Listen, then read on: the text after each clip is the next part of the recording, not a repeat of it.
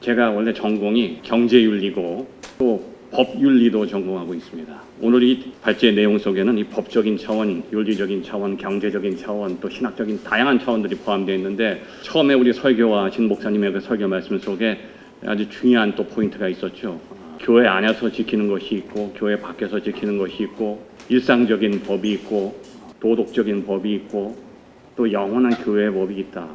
또 우리 서현지 박사님의 말씀 가운데 이 교회의 정체성, 교회가 하늘과 땅을 연결한다, 그 속에 아주 중요한 의미가 담겨 있습니다.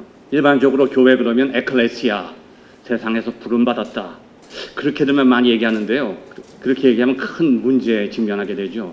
세상에서 불러진 것이 목표가 아닙니다. 세상으로 다시 보내지기 위해서 더 중요한 목표를 위해서 부르신 것이죠.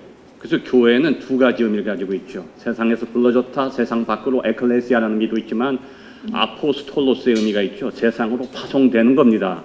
그게 교회의 이중성이죠.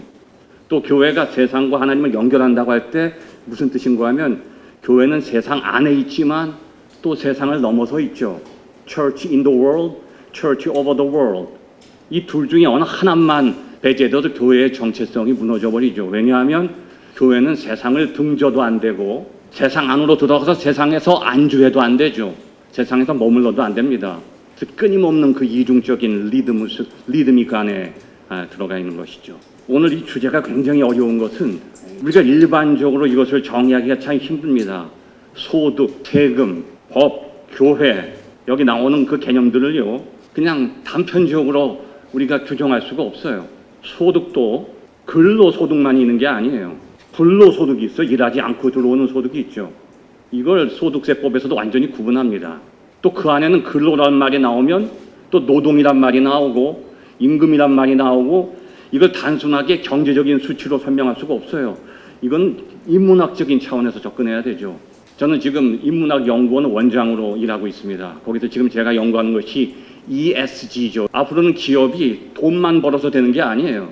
윤리 경영을 해야 되죠. 환경을 생각해야 돼요. 모든 것이 복합적인 문제가 그 안에 들어가 있죠. 이 종교인과사도 마찬가지입니다.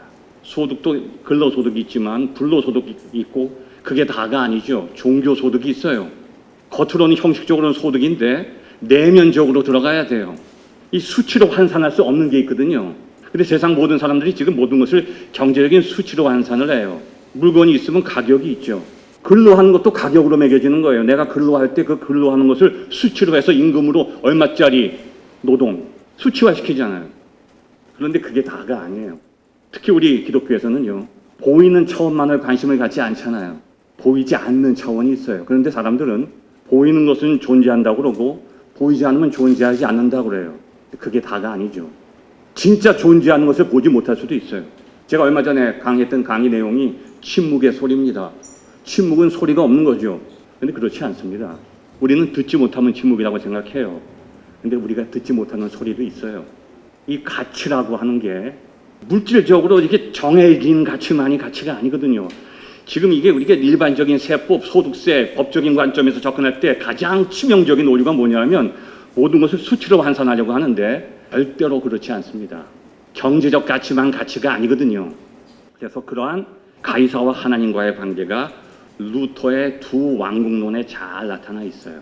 그래서 신학계에서는 기독교의 역사는 루터의 두 왕국론의 해석사다. 기가 막힌 말이죠. 이 기독교의 역사는 루터의 두 왕국론을 해석한다는 거예요. 근데 사람들이 거기서 끝나면 안 됩니다. 루터가 하늘에서 떨어진 사람이 아니거든요. 루터에게 영향을 준 사람이 있죠. 누군가 하면 세인트 어거스틴입니다. 결국은 이 기독교의 역사의 출발점이, 그 신학의 출발점이 어거스틴이죠. 어거스틴의 신의 도성이에요. 신의 도성에 보면 하나님의 도성이 있고 세상 도성이 있다는 거예요. 로마 제국이 있다는 거죠. 교회와 국가가 있다는 겁니다. 그런데 이 교회와 국가와의 그 이원론적인 관계는 결코 사라지지 않는다는 거예요. 언제까지냐면 주님이 오실 때까지죠. 마치 곡식과 가라지처럼 분명히 곡식이 있고 가라지가 있는데요, 나눠져 있어요. 근데 그 관계가 주님이 오실 때까지 사라지지 않는다는 거죠.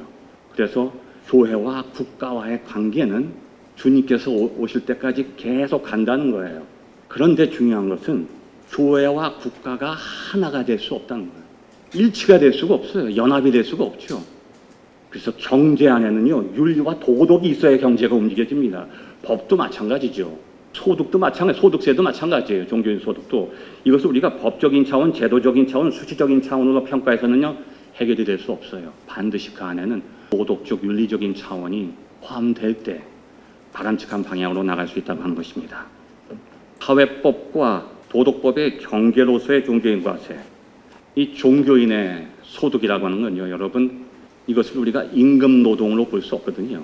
이게 이 노동이 소득을 목표로 하고 임금을 목표로 하는 게 아니죠. 이 인간의 노동 자체는요, 사실은 돈과 연결되면 안 됩니다. 이걸 잘못 사람들이 자본주의에서 말한 건데, 인간이 하는 모든 일은요, 노동이라고 하는 것은 칼 막스가 말했듯이 자기 대상화예요. 자기를 표현하는 거예요.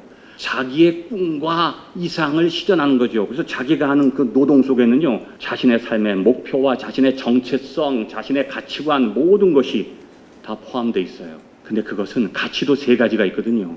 도구적 가치가 있고, 내재적 가치가 있고요, 고유한 가치가 있어요. 근데 우리는 가치 그러면 다 돈으로 환산할 수 있는 줄 아는데, 그거는 도구적 가치입니다. 경제적 가치예요. 그런데 그거보다 더 높은 것은 내재적 가치예요. 경제적으로 환산할 수가 없어요. 이 종교인들의 노동은 단순한 노동이 아니라 이건 봉사활동이에요. 이거는 도덕적인 차원이죠. 경제적인 차원이 아니거든요. 그래서 그 사회법과 연관되는 되어는 있지만 사회법적인 소득세법, 그런 모든 법적인 차원을 그대로 거기에 적용했다가는 이 종교인의 정체성과 교회의 정체성에 심각한 오해와 문제가 생길 수 있게 되는 것이죠. 그래서 그런 의미에서 이 종교인 과세 문제는 사회법 속에다 다 함몰시켜도 안 되고 법과 단절시켜도 안 됩니다.